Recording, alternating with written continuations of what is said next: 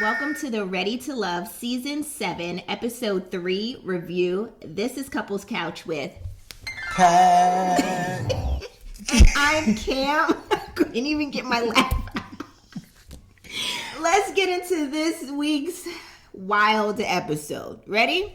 All right. But before we do, let's get into some housekeeping really quickly.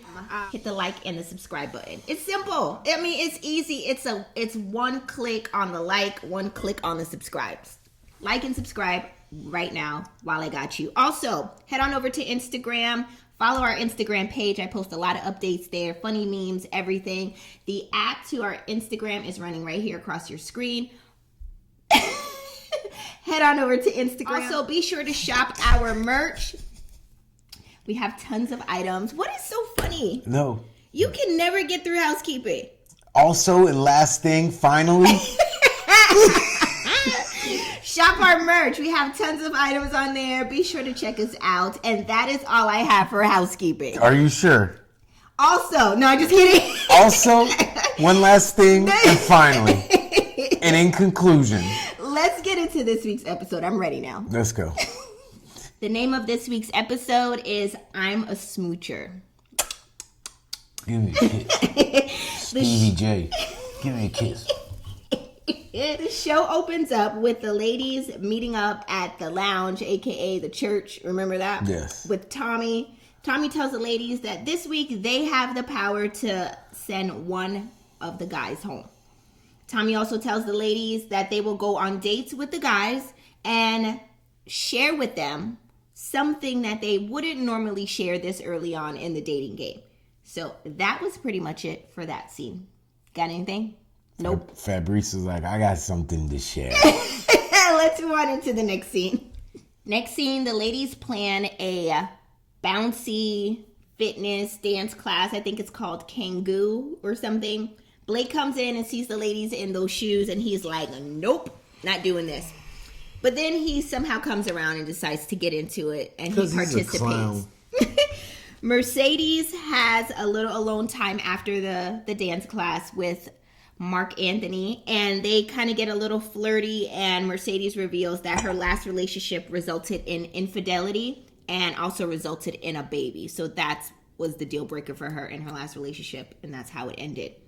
And Mark Anthony was like, I will never hurt you like that. Caesar should not have done that and left you to be with Cleopatra and have a baby. It's the name, Mark Anthony. That's the story, though. Was it? Yeah. But I know Mark Anthony and Caesar were like best friends. Julius Caesar. Salad. Just kidding. Next. Okay, next. Blake had some time now with... I want a Big Mac. Had some time with Sue-Ann. And they appear to have a connection. And then he even gave her like a little nickname like Susu. Like he's saying that he's starting to feel her. And, you know, he would only do that, give her that nickname because he has some type of connection with her. Sir, your flirting is robotic and corny. That was Susu. That was it for that scene. So when it's time to go, like, Susu. Time to go. Next, Cynthia has a date with Andre. They go painting, which seemed like a really cool date, you know? Painting. Cynthia asks Andre, what is he looking for in a woman? Come on, if I set up paintbrushes, paint, and Not a here canvas, in the house. You know, even we go to a park or an event like they have at a place. Not event, but you know how what I mean. is it at a place is different than in our garage? It's still a warehouse. Atmosphere. It's the ambiance. You go sit me down in the garage. I can play music. I can play whatever music you want to hear. You want to hear some Usher? You go sit me in the garage. SHERYM. Taking me to a place that does this professionally. Wait, tell me, who are they painting or are you painting? It's still the amateur painter. You think you're getting professional tips? That's what we paying for? I'm just saying. I'm paying for this person to not have a job. Listen. Oh, I work at an art studio. I'm an artist. Let's talk about what Andre said. Andre says what he's looking for in a woman is that he's looking for the woman to be womanly and like soft, right? Cynthia asks, what if the woman has been through a lot in life, and it made her strong, and then you would, end up having to teach her. Are you willing to teach her? No. I'm not. We're 40 years old. I'm not going to teach. I don't know. I don't want to teach you. He didn't say that. Go to your therapist. Andre said he is absolutely willing to teach. He's not. Cap. All cap. What Sorry, grown, Andre. established, well-adjusted person want to teach another grown person how to be grown up? How to be soft and womanly. No. No. Cynthia goes on to say that she's trying to be more open and she doesn't want to rob herself, I guess, of being happy. And then she begins to cry right there in front of the paintbrushes, the blue paint, yellow paint. You mean the person that 10 seconds ago said she was so hard and had this shield? That's your shield? This is your shield. If we're playing video games and I could buy your shield, I wouldn't buy it. Like the protection bar, energy bar would be like nothing. It sounds a lot like Minecraft. I'm a strong woman and I keep up this shield because I can see the BS. Oh, I want to be there for you. Been through a lot. Do you really? Superman curl touches me. Andre's curl. I don't know what's going on in this whole scene. She's crying. Andre's curl is taking over. If your claim is going to be that you're strong, at least be strong for 5 minutes. Listen. Try to make it to the next scene before you cry. So Cynthia gets vulnerable with Andre and says that at that moment, because he's consoling her, he even let her dry her eyes on his shirt, she said she felt like, oh yeah, he's the one. He's that one. That was it. That's all it took? For that scene. This, you know what? And this goes deeper. It's sad, but it really goes deeper. And I'll break it down real quick. That's all it took for you to feel like he's special. The one. And this is why there's so many people having kids out of wedlock and why marriages don't work. You have to put in more work than giving me the sleeve of your shirt to make me feel like you the one. Do you go to work every day? Do you go on time? Are you responsible with your responsibilities? Do you pay your bills? How do you treat people? Like, time. I don't give a damn about your shirt sleeve. You know what? He was there for her, and that gave her what she needed. It gave her everything it was supposed to have gave. Let's move on into the next scene. Corvea and Fabrice meet up for their date. They meet up for a bike ride. 44 years old. Come on, give it. This dude showed up looking like somebody's grandfather going to watch him play soccer. They take a pit stop during their bike ride to get to know each other a little bit better. Corvea then tries to share a little bit about herself and what she likes, and Fabrice just like kind of overpowers the conversation. He's like, I know you better than you know yourself, more than you would like to know. And if I look like you, I will be just like you. And she's just looking so like, what is really happening here? Like, she's looking so confused. What? Like, how can you know me better than me? And we are just sitting down to talk to each other for the very first time. Rhea said she felt offended in this moment and feel like they do not have a connection. Yes, questioning You that. asked the question. How can he talk to her? Like what I did? He got it from you, Corvea. You gave that impression of yourself by asking, can they afford her? Mm-hmm. Shouldn't I just be spoiled? Mm-hmm. If you don't live by yourself, you can't take care of yourself, so how can you take care of me? To all the men in the room that heard that, this is exactly what they thought. If I look like you, I would be trying to use my looks to get ahead and rely on that solely. Okay. That's what he's saying to you because that's what you've put out there. Okay, I could see that. Totally see that. And then he just kind of used it back on her, I mean, he treated her how she portrayed herself. Sorry, Corvea. Let's move on into the next scene. Next, Marcia and Morgan and Lyndon and Tony meet up for a double date. Morgan dives right into it and shares with the guys that she has never been in love before. That's her thing that she wanted to share with them. And they were all like, wow, okay, you never been in love before? I don't care. Marcia and Lyndon end up having some alone time. And then they reveal that they exchanged numbers, but Lyndon said he never did call her. Marcia tells Lyndon that he needs to take more advantage of this opportunity.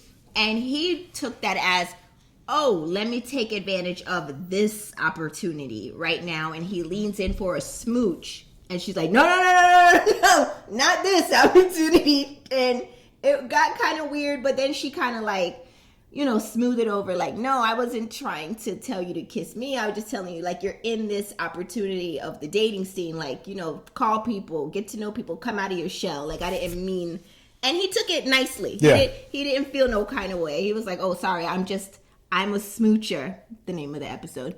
That's why he says I've known to try to smooch too fast sometimes. So, and this is hilarious. It was very funny. This is the part of the show I love. It was funny. This poor guy is kind of insecure, doesn't have any game, and he's trying to make it through. Yeah. And then you have your characters that don't have game, but think they do have game. But then when you see their game, it's so stiff and robot, like it's hilarious. But he thinks he's doing the damn thing, Blake. And then other guys like Blue who want to play the game, but just can't get off the sideline. Next, Jeffrey and Demario go horseback riding for their date. Demario said he was actually very excited that he had a date planned with Jeffrey, but then when he pulled up and saw that they were supposed to go horseback riding, he's looking like in the middle of Miami. I'm gonna take my horse to the old town road. I'm gonna ride till I can't no more. I'm gonna take my horse to the old town road. I'm gonna ride till I can't no more. I got the horses in the back. Horse stock is a Meanwhile, Lyndon and Jonique have their day, and Jonique shares that she typically compares her guys that she dates to the other guys that she's dated in the past. And she was like, I know that this is unhealthy, and I'm trying to work to do better on that. Then they both agreed, like, if they were ever to have time to, like, hang out and, like, turn up, it would be the best time of their entire good lives. What's wrong with comparing? You really shouldn't. Right. Only time you shouldn't compare is if the person you're presently with don't compare to the before. What? That's when it becomes a problem. What? That should tell you something. If the person you're with, if you're comparing who you're with to the person you just left and the person you with ain't adding up, that might be a sign you don't need to be with this person. You might not need to be with them either. But if you left a B, I disagree. And they're only stacking up to a C, why I want to live with a C? I'm looking for an A. I disagree.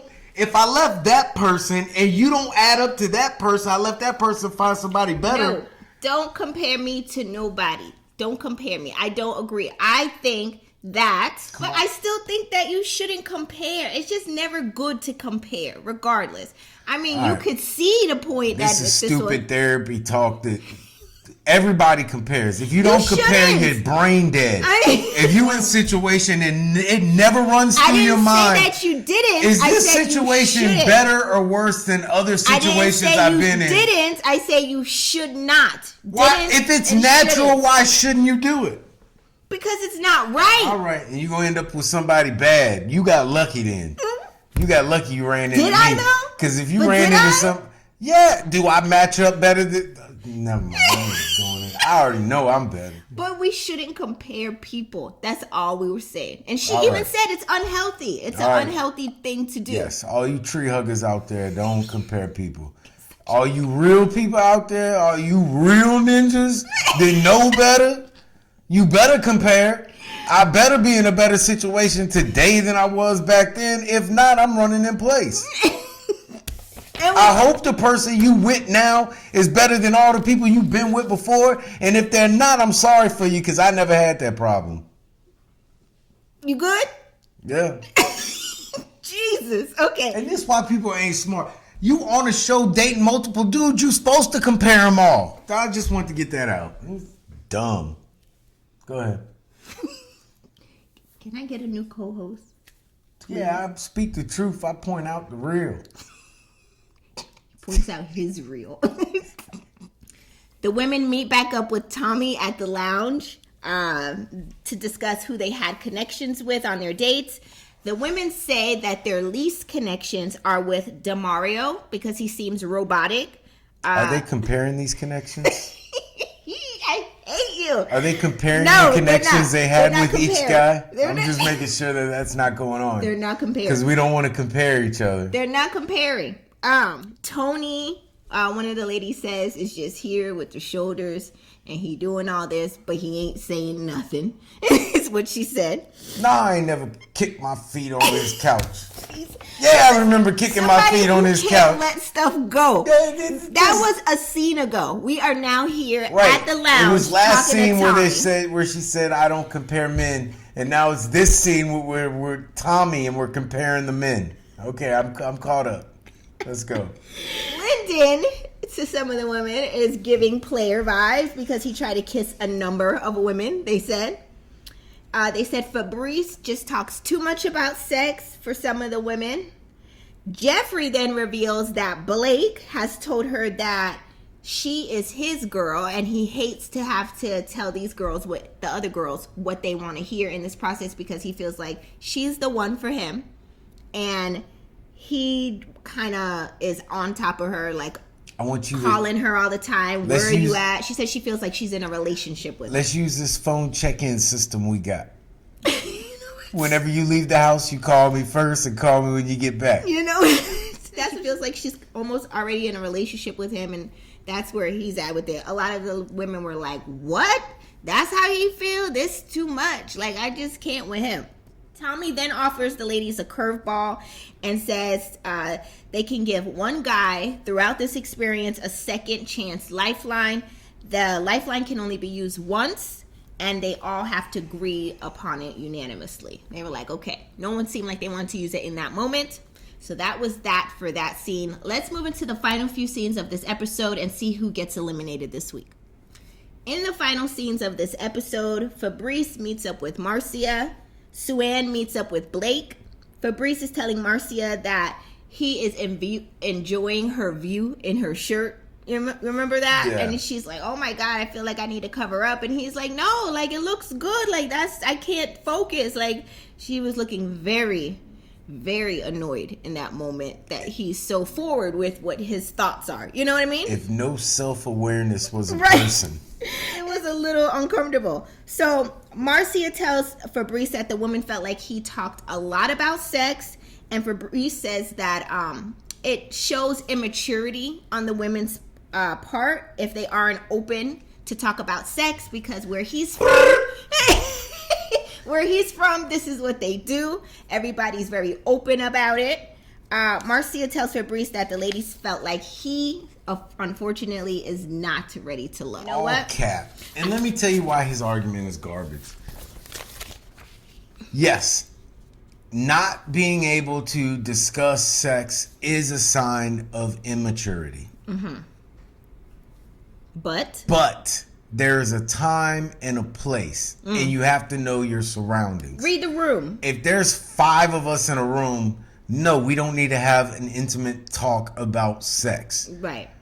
We can just, you know, sex is very important to me in a relationship. Oh, me too. Cool. Now, when you get one-on-one with that person, you can lead to, if the conversation leads to your sexual preferences or what you might be into, then yes. Yeah. But in a group setting, it is not immature to not want to talk intimately about sex. Yeah, it's too much. Fabrice felt like their decision was hypocritical and that there was a cultural clash amongst all of them. But he's like, you know what? It's okay. He felt like it's okay. No cultural clash. You're just weird. Meanwhile, Sue-Ann tells Blake that Jeffrey reveals that he said he already chose her. Blake said that is really not the case, and that some women are used to a certain approach that he just will not provide them. That's where he's at with it. And he knows that because that's what he was providing. He thought that's the approach he wanted. Sue-Ann told him that the ladies decided that he is ready to love, and he has another chance. And then Blake says after hearing what Jeffrey says, he plans to go even harder, you know, going forward. Yeah. And she's like, no, that's the complete opposite of what we're saying. He's like, trying to save face. He's going to say, I'm going to go super hard. So when they vote him off, the next guy vote off, then he'd be like, yo, they just didn't like me because I told them about this. That's what they want to say. And that was the end of episode 3.